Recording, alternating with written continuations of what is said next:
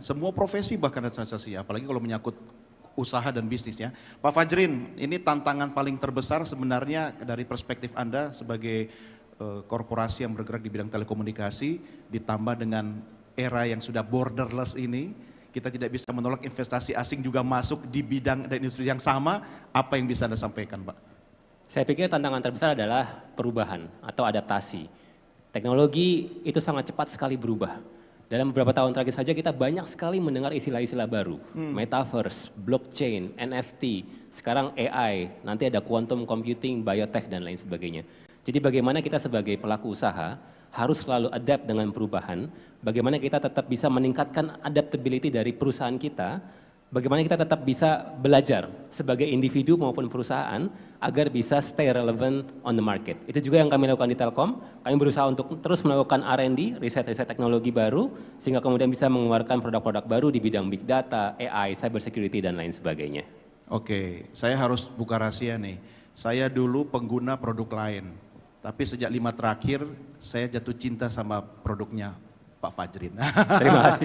Dan setia sampai hari ini. Oke, tepuk tangan dulu dong buat Telkom Indonesia, gitu kan. Oke, Prof. Ini yang mengingatkan diskusi kita itu ada layar di sebelah sana, Prof.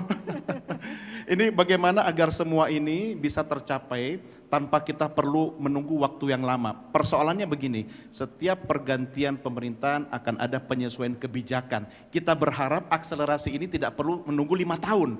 Paling tidak ada satu milestone atau step yang kita selesai di era Kabinet Merah Putih yang pertama ini. Prof, silakan.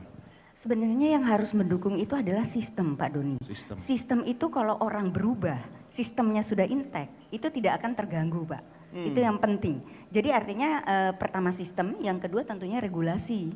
Artinya kalau selama sistem itu tidak intact, orang berganti, maka pasti otomatis itu akan membuat semuanya jadi berubah. Itu yang penting. Oke, sistem tidak boleh apa ya istilahnya terlalu fleksibel gitu. Bukan fleksibel ya, artinya memang bisa saja fleksibel, tapi artinya sistem ini mampu mensupport perubahan tadi agile dan cukup bisa beradaptasi dengan perubahan lingkungan.